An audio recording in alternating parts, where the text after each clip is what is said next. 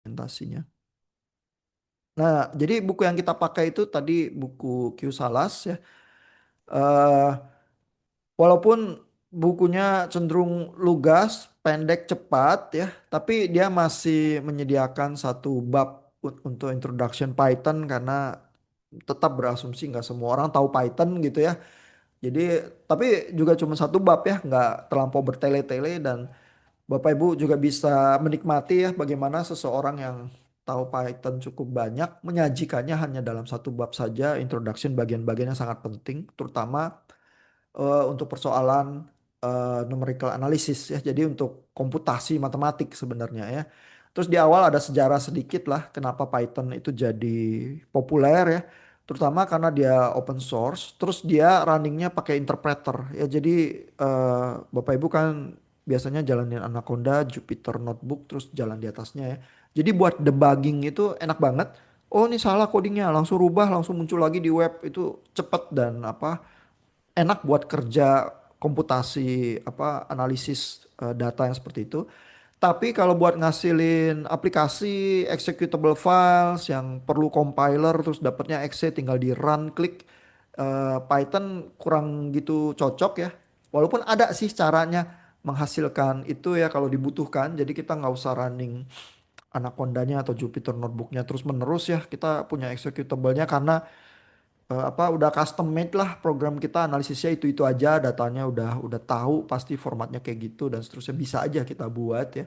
Cuman secara umum Python ini apa punya gaya kerja yang khusus itu yang akhirnya digemari oleh orang-orang data scientist. Terus di sini ada perbandingan ya karena si Q Salas tahu juga orang-orang sebelumnya pakai MATLAB. Dia nyajiin coding buat Gauss elimination pakai MATLAB ya terus menunjukkan bahwa betapa miripnya ini sama Python. Cuman kalau MATLAB mulai indeks ngitungnya dari satu, Python dia wanti-wanti mulai ngitung indeks dari nol ya.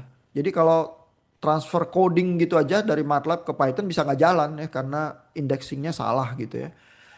Nah, terus ini ada berbagai apa operasi-operasi dasar lah ya yang dia tunjukkan juga ya. Misalnya ini kalau ada matriks terus print A yang pertama ya baris pertama pertama itu 456 ya karena baris yang paling atas ini baris ke nol gitu ya. Ini untuk menunjukkan itu ya indexingnya itu ya karena orang bisa nggak sadar sih bagian-bagian itu jadi si Q Salas nyontohin terus ini ada eh, simbol-simbol buat operasi matematika. Dia juga apa memperkenalkan terhadap paket-paket standar yang buat matematika biasanya NumPy ya, tapi dia nyontohin juga pakai paket apa yang lain yang bisa ada juga yaitu ini apa math gitu ya. Cuman pakai NumPy untuk kebutuhan kita biasanya udah cukup ya. eh Dia contohin juga cara buat function ya. Ini juga Bapak Ibu mungkin udah familiar dari kuliah-kuliah yang lain ya. Ini modulnya yang math ya. Jadi modul itu biasanya udah berisi apa komen-komen yang tinggal dipanggil ya. Mungkin ditulisnya di pakai bahasa lain ya di bawahnya di modulnya itu kalau pakai bahasa C biasanya mengakses memori hardware-nya lebih efisien ya daripada Python terus interpreter itu bisa jauh lebih lambat ya. Jadi modul-modul ini eh, kerjanya udah lebih efisien dan tinggal dipakai ya. Ini NumPy yang biasa kita pakai lebih lengkap daripada apa modulnya Math gitu ya. Terus kalau buat apa plotting biasanya pakai Matplotlib ya. Bapak Ibu juga udah familiar. Kalau buat linear algebra ada apa modulnya lagi dari NumPy bisa dipanggil khusus modul buat linear algebra ya. Bisa untuk menginverse matriks dengan cepat dan sebagainya. Padahal inversi matriks itu ya pakai Gauss elimination juga biasanya bisa dilakukan gitu ya. Jadi sebenarnya Python itu menyediakan sih jeroan-jeroannya yang bisa tinggal panggil ya. Tapi kuliahan kita ini menunjukkan juga ya secara matematik jeroan itu ngelakuin apa. Lalu bisa ada efek akurasi tertentu atau error tertentu yang mungkin kita nggak sadar ya karena mesin kita itu kan yang kita pakai selalu punya akurasi bilangan floating point sampai berapa titik koma tertentu dan seterusnya. Lalu metode-metode numerik kita ya misalnya melakukan diferensiasi lah, melakukan macam-macam hal ya yang ada datanya terus suruh komputer ngitung itu biasanya seringnya pakai aproksimasi. Kalau aproksimasi itu kan biasanya deret yang dipakai deret Taylor atau apa, dia panjangnya tak hingga. Tapi kan kita nggak hitung panjangnya sampai tak hingga, kita potong ya, sehingga ada untuk panjang tertentu ada harga akurasi tertentu yang harus kita bayar gitu ya. Nah itu hal-hal semacam itu tuh yang kita pelajari sebenarnya. Jadi supaya kalau kita pakai modulnya pun yang udah jadi gitu ya dari Python, kita rada tahu penyakit-penyakitnya sih. Sebenarnya idenya kuliah ini gitu ya. Ini bagian terakhir dari chapter 1 soal plotting, Remart Plotlib, ada cara-caranya plotting Bapak Ibu udah biasa juga lah. Dan kalau butuh hal-hal tertentu bisa cari juga di Google atau baca chapter 1 ini kalau dibutuhkan ya. Nah, jadi Salas dengan cukup baik masih berusaha kasih introduction ke Python, tapi bab 2 dengan cepat dia masuk ke metode yang Bapak Ibu sebagai anak elektro belajar dengan apa? Cukup early juga ya di semester-semester awal ya, yaitu soal aljabar linear ya. Karena ini operasi matriks ini ya, walaupun kelihatannya sepele tapi selalu ini kok dibutuhkan dalam berbagai problem engineering ya. Jadi yang pertama disajikan adalah ini kelihatan ya Kisalas enaknya dia kasih contoh-contoh matriksnya juga ya yang menunjukkan bagaimana operasi matriksnya itu dilakukan ya. Ini ya mulai masuk ke 2.2 itu soal Gauss elimination. Jadi ada persamaan linearnya, terus dia tunjukin secara matematik apa yang dilakukan ya. Ini Bapak Ibu kalau belajar aljabar linear udah familiar juga ya. Jadi bagian pivotnya ini -2 sama 4-nya ini berusaha dibuat jadi nol gitu ya. Sehingga ini ada baris pertama ini, equation B ini yang B harus dikurangkan dengan faktor tertentu dikali equation A, begitu dikurangin bagian depannya nol. Jadi faktor tertentu ini adalah -2 bagi 4 ya, jadi minus setengah gitu ya, kali equation A terus bisa jadi dinolkan. Lama-lama kalau bagian ini 0, terus X1, X2-nya 0 juga, X3-nya langsung kita dapat dengan back substitution dengan mudah. Bagian belakang ini bagi faktor yang tertinggal. Terus X2-nya back substitution 2 kali, X1-nya juga akan didapatkan gitu ya. Ini familiar lah, biasa Gauss elimination biasa. Nah, masalahnya adalah bagaimana menerjemahkan ke codingan Python-nya ya. Jadi codingan Python-nya ini ringkas banget ini. Ya, dan Bapak Ibu lihat ada bagian ini eliminationnya ya, menjadikan itu jadi nol cuma beberapa baris saja ya, sangat efisien karena ini well known algorithm ya. Terus back substitutionnya di bagian bawah ini ya, pembagian itu ya. Nah mungkin Bapak Ibu kalau ngambil waktu untuk sekali-sekali lihat ya, menyusuri ini line ini yang sangat penting ini ya. Terus berusaha lihat mekaniknya sebenarnya gimana supaya tahu apa secara jeroannya seperti apa Gauss elimination bagus juga ya. Jadi ini kelihatan ya eh caranya Python kalau Bapak Ibu yang udah punya jam terbang juga lihat ya bahwa Python tuh nggak pakai titik koma ya, melainkan pakai titik dua. Terus paragraf masuk ke dalamnya ini jadi penting ya karena begitu dia masuk berarti for loop yang di dalam ini tuh di bawahnya for yang K ya. Terus kelihatan K-nya bergerak dari 0 sampai n-1. N-1 itu adalah panjang matriksnya ya. Dan kita lihat ini baris yang ini ya. Itu A baris ke I ya, itu dimasukkan dengan A baris ke I yang dikurangi dengan faktor lambda ini dikalikan dengan A baris ke K. K itu bawahnya ya, sementara K itu bergoyang ya, bergeser. Lalu I-nya bergeser juga ya. Jadi dengan demikian cuman pakai dua for loop ini seluruh matriks itu disisir tuh ya dari barisnya. Lalu setiap kolom dia geser ke kanan. Nah, ini juga notasinya ya. Jadi barisnya itu I sama K, tapi ada K+1 sampai N.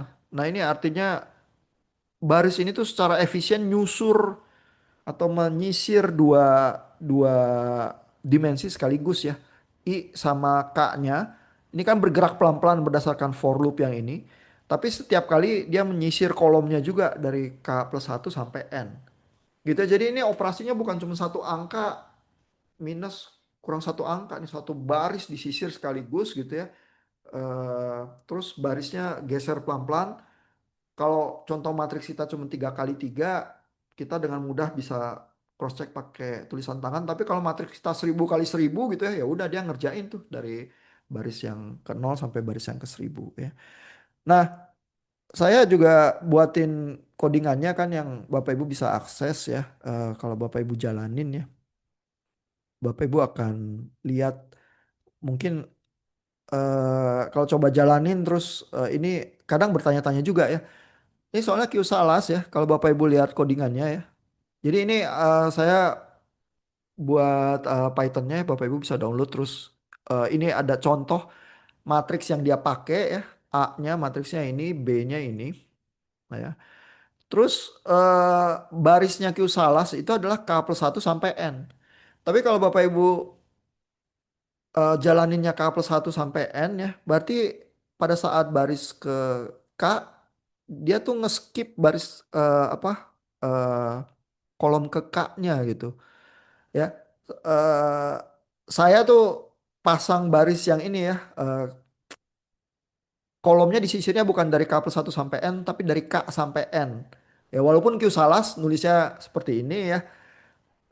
Lalu kalau Bapak Ibu bingung ya, pengen debugging gitu misalnya, nanti untuk semua algoritma yang lain juga gitu ya. Bapak Ibu bingung nih, ini baris-barisnya kalau saya copas dari Q Salas kok salah gitu ya, terus mau lihat di mana salahnya ya. Cara paling mudah adalah Bapak Ibu bisa ngeprint ya setiap kali dia ngeloop, print ini baris keberapa, kolom keberapa, terus matriks A-nya apa, matriks B-nya apa. Jadi dengan demikian, begitu dia looping ya, Bapak Ibu bisa lihat pergerakan matriksnya nih.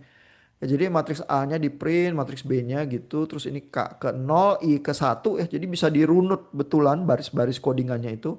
Dan ini Bapak Ibu bisa lihat ya, benar nggak ini jadi nol gitu ya. Terus di iterasi berikutnya benar nggak yang di bawahnya jadi nol ya. Terus di iterasi berikutnya lagi ini jadi nol gitu ya. Kalau ini kelihatan error, terus Bapak Ibu bisa berusaha berpikir ya errornya di mana, terus bisa berusaha debugging gitu. Ya, jadi cara debugging paling gampang ya adalah angka-angka di jeroan codingnya itu dikeluarin, di print. Terus kalau ada kesalahan, Bapak Ibu bisa lihat gitu ya. Nah tadi di codingan itu ya yang gayanya Q Salas ya. Dia tuh kan ini ya, apa pakainya K+1 sampai N ya. Ini karena sebenarnya bagian yang baris yang ke K itu dia nggak mau gubris lagi ya. Karena itu akan jadi nol gitu ya. Jadi sebenarnya dia udah ignore gitu aja, saya nggak usah hitung. Karena kalau lambdanya ini saya bener ngitungnya ya. Lambdanya adalah apa, A faktor di baris ke apa, I dibagi A di baris ke K gitu ya. Maka pokoknya angka yang dikurangin ini pasti komponen pertama jadi nol gitu. Jadi saya nggak usah hitung lagi. Jadi ini versi yang super efisien ya. Kalau Bapak Ibu jalanin, angka-angka itu di dalam matriksnya nggak jadi nol tuh, di-ignore gitu aja sama dia. Pokoknya udah dihitung, tinggal bagian faktor-faktor di belakangnya itu aja nanti dia back substitution gitu ya. Jadi saking apa menghematnya ya. Cuman kalau buat Bapak Ibu yang lihat jeroannya jadi bingung. Loh kok depannya nggak jadi nol? Padahal kalau kita hitung di kertas Gauss elimination kan jadi nol tuh. Depan-depannya ini enggak gitu ya. Tapi karena dia ignore aja gitu. Ya. Jadi selalu ada gunanya ya kalau Bapak Ibu copas codingan Q Salas ya. Kadang-kadang bisa nggak jalan juga karena ada macam-macam hal ya. Waktu di coding itu dikit bedanya atau apa, terus Bapak Ibu debugging dikit ya. Terus kalau pas nggak jalan, nah di situ sebenarnya proses belajarnya lebih lebih terjadi gitu ya. Kok nggak jalan gitu ya?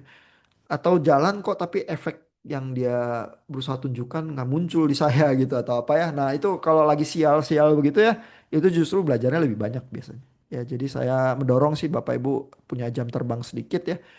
Atau ya download apa codingan-codingan yang saya sediakan di gudang coding itu terus dicobain gitu ya. Tapi mencoba sendiri dengan copas dari Q Salas interesting juga ya karena waktu dia nulis buku mungkin dia ada problem-problem yang dia nggak lihat atau sengaja dia begitukan aja codingannya ya supaya Bapak Ibu paham atau enggak ya terserah gitu ya. Kan dia ada penjelasannya juga ya. Nah, jadi itu Gauss elimination itu udah well known ya di internet juga banyak ya. Lalu ada sesi-sesi gladiator juga. Di sesi kedua ya, itu bagian kedua dari chapter 2 bukunya. Q-Salas itu menyajikan berbagai-bagai teknik yang lebih dari Gauss elimination yang standar ya. Karena kita tuh bisa punya problem matriks yang sangat besar untuk kita operasikan gitu ya. Padahal di sini ada diskusinya dikit, bentar saya cari ya. Dia mendiskusikan kompleksitas operasi matriksnya. Jadi kalau kita melakukan Gauss elimination ya sebenarnya berapa berapa sih kompleksitasnya ya? Itu adalah n pangkat 3. Nah ini ya, operation count ya. Jadi waktu eksekusi dari suatu algoritma adalah secara kasar ya kita hitung berapa banyak perkalian dan penjumlahan yang terjadi di dalam matriks kita. Dan kalau kita harus sisir ya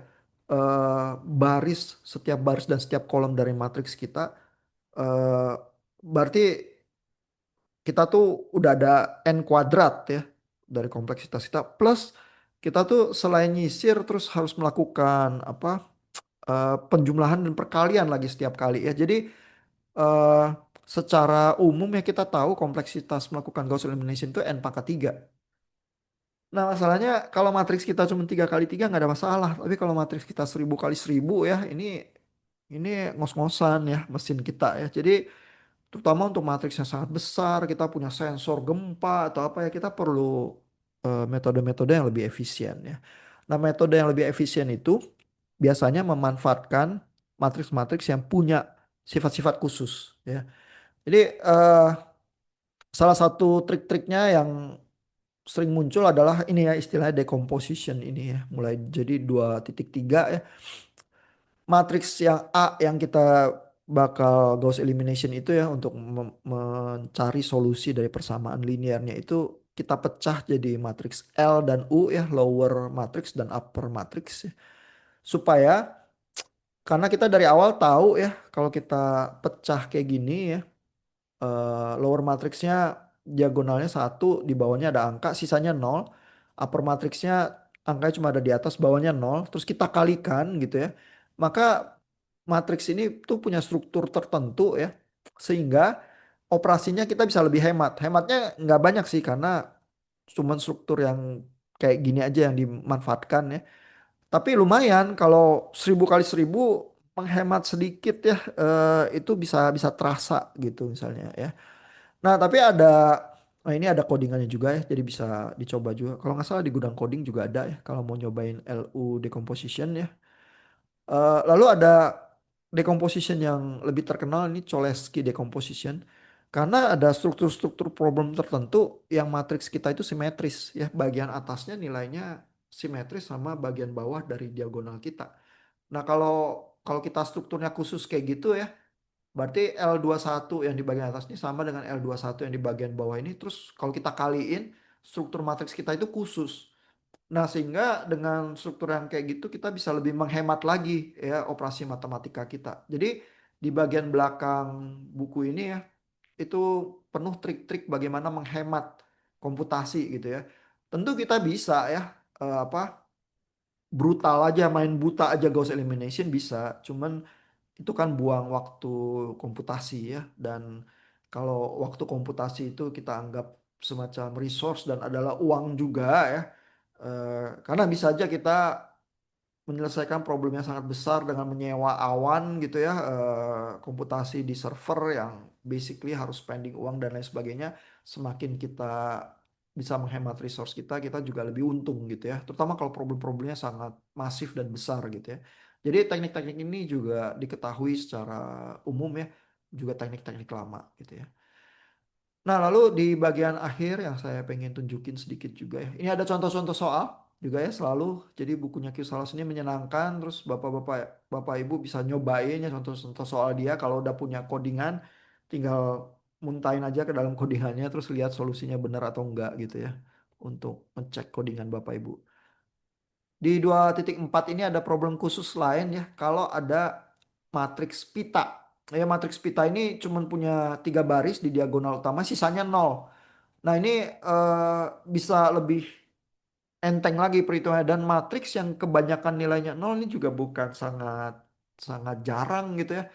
Karena bisa jadi kalau kita punya problem sinyal sistem tertentu, sinyal kita itu terkumpul di sesuatu yang lebih frekuensi rendah gitu ya. Karena frekuensi tingginya kebanyakan noise atau kebanyakan sinyal-sinyal yang nggak terlalu penting, saya bisa ya konsentrasi di lower apa frekuensi ini yang biasanya apa berpadanan dengan diagonal utama ini, terus kita bisa punya operasi matriks yang lebih lebih apa lebih hemat gitu ya. Jadi ini juga ada penjelasannya. Tapi saya pengen nunjukin problem tersendiri yang butuh pivoting. Ya, jadi itu istilahnya pivot ya, itu istilah kalau Bapak Ibu main basket tahu ya bahwa eh, kadang-kadang perlu memutar posisi supaya lebih menguntungkan melewati guard lawan gitu ya. Ini juga sama ya, memutar lokasi baris matriks kalau matriksnya kita itu sial ya. Ini kita dikasih contoh ya. Misalnya matriks ini ya, problem persamaan linear ini. Itu matriksnya bisa begini, tapi bisa juga begini. Ini matriksnya sama, cuman barisnya aja dirubah posisinya. Tapi kalau yang kedua ini kita sial ya. Karena kan ngitung lambda itu adalah faktor yang ini min satu bagi 2 ya. Kalau min satu bagi 2 nggak ada masalah, min setengah. Tapi min satu bagi nol langsung masalah. Langsung Gauss eliminationnya error gitu ya. Padahal ini kan matriksnya sama ya. Jadi begitu dipindahin barisnya kita langsung aman lagi gitu ya. Nah secara umum kalau angka di diagonal utama ini yang paling besar di seluruh matriks kita, kita tuh punya matriks yang dianggap behaviornya baik ya. Matriks berkelakuan baik begitu ya. Tapi kalau di diagonal utamanya ini angkanya kecil-kecil ya. Padahal itu yang kena Gauss elimination ya. Nah itu yang bikin repot ya. Dan apalagi kalau angkanya sangat kecil ya. Jadi nggak mesti nol ya, tapi epsilon gitu sangat kecil. Terus kita terpaksa melakukan pembagian terhadap angka yang sangat kecil kan jadi angka yang sangat besar ya. Nah itu nanti ada problem akurasi tertentu ya. Dengan komputer yang kita pakai atau algoritma yang terlibat kalau dia melakukan aproksimasi gitu ya. Ini jadi problem gitu. Sehingga bisa ada algoritma yang coding yang ngecek dulu ya. Sebelum melakukan apa elimination dicek dulu angkanya sebenarnya menguntungkan atau enggak. Kalau enggak dia pivot dulu ya terhadap faktor itu diberesin dulu pivotnya terus abis itu baru Gauss elimination gitu ya. Nah ini ada konsep diagonal dominance itu tadi ya. Kalau di diagonal utama angka-angkanya besar seperti ini berkelakuan baik. Kalau justru ada di samping-samping diagonal utama angka-angka besarnya berarti kelakuannya kurang gitu baik gitu ya. Lalu di bagian agak akhir ini ada codingan-codingannya juga ya. Jadi Bapak Ibu bisa ngelihat. eh, nah ini kalau dicopas bisa jadi ada problem karena import swap ini swap itu waktu mau dipakai bisa nggak jalan gitu dan sebagainya ya. Mungkin kadang-kadang harus manual ngerjainnya. Kalau manual kan sebenarnya tinggal mindahin baris tertentu digeser terus diisi sama baris yang lain. Itu sih apa operasinya nggak susah gitu ya. Cuman ini kalau modulnya aja nggak jalan dipanggil gitu ya terus bapak ibu copas gitu aja bisa bisa jadi panik karena error terus nggak paham errornya gitu ya jadi bisa dicobain ya. Nah yang saya pengen tunjukkan adalah di sini ada diskusi singkat ya. Q-Salas bilang kapan kita harus pivot ya, apakah supaya aman terhadap semua matriks kita cek aja supaya pivot gitu ya. Ya enggak juga ya karena pivot itu sendiri makan ongkos komputasi. Kalau kita sering pivot kan berarti bukan cuman n pangkat 3 kompleksitasnya harus ditambahin pivotnya lagi gitu ya. Itu kan komputasi operasi tersendiri gitu ya. Nah, dan kalau matriks kita udah berkelakuan baik, pivot tuh cenderung nggak ada gunanya ya dilakukan checking pivot dan lain sebagainya gitu ya. Jadi kapan harus pivot? Ya nggak ada rumus pastinya katanya ya kalau apa biasanya katanya experience indicates that pivoting is likely to be counterproductive if the coefficient matrix is banded ya. Jadi kalau matriksnya itu udah pita di luar diagonal utama itu udah kecil-kecil ya udah nggak usah pivot gitu ya. Pivot tuh cuman apa menambah kompleksitas komputasi doang gitu ya. Tapi kalau kita sial kena matriks yang berkelakuan kurang bagus terus kita nggak pivot ya bisa bahaya juga karena algoritma kita nanti muntahin hasil atau error stuck gitu aja gitu ya pas kena angka tertentu dia error gitu terus selalu mati aja setelah jalan berapa lama ya itu kan apa eh, menyakitkan hati juga ya terutama kalau matriksnya besar ya berapa ribu kali berapa ribu, terus komputernya udah jalan beberapa hari, terus toto mati gitu ya, terus toto error gitu ya. Wah, itu sakit hati gitu ya. Nah, jadi nggak ada rumusnya kapan mesti pivot atau nggak pivot, tapi itu selalu kompromi ya. Dan semua apa semacam project engineering itu selalu kita kompromi antara apa efisiensi tertentu sama akurasi dan lain sebagainya. Terus kita pilih solusi yang working tapi nggak usah sempurna nggak apa-apa, cuman masih working untuk problem kita gitu ya. Nanti Bapak Ibu juga ngerasain mungkin life hack project seperti itu ya. Belum pernah sih ada kelompok yang pilih apa problem yang sangat masif, datanya sangat luar biasa banyak ya. Biasanya di level kuliahan nggak sampai semasokis itu gitu ya. Tapi kalau Bapak Ibu terpaksa apa cari solusi terhadap problem betulan di kehidupan industri atau apa yang sifatnya big data, kapan-kapan mungkin perlu juga ya memikirkan efisiensi, karena kalau kita pakai algoritma yang lebih efisien, bedanya bukan cuma beberapa detik, bisa beberapa jam atau beberapa hari gitu ya kalau kita salah pakai algoritma, kalau problemnya sangat masif, sangat besar ya. Nah, mudah-mudahan itu menolong kita memahami sedikit ya sesi satu, sesi 2. Terus kita mulai dengan chapter 3 untuk sesi 3 ya. Algoritmanya itu sangat populer, hampir setiap kali chapter 3 itu dipakai untuk apa? Life hack project ya. Tapi Bapak Ibu untuk life hack project bebas ya memilih problem atau algoritma apapun yang mau dipakai. Karena lebih baik mikirin problemnya dulu. Ya, saya mau pecahin problem yang kayak gini, metodenya yang cocok apa gitu ya. Karena lebih baik problemnya interesting ya daripada oh saya punyanya toolsnya ini, udah saya pecahin problem yang bisa saya pecahin pakai tools ini aja. Itu nanti jadinya ya bisa sih dan mungkin lebih mudah ya, tapi nggak bisa jadi kelompok terbaik biasanya kalau kalau approach-nya kayak gitu ya. Nah, kita sampai di sini aja malam ini. Bapak Ibu ada komentar, pertanyaan? Kalau nggak ada, kita sampai di sini. Selamat belajar, selamat baca lagi ya dengan pendahuluan kita. Terus kita ketemu Senin malam untuk gladiator. Ya, selamat malam. Ilham, saya mau Iya, tanya, Pak. iya Pak.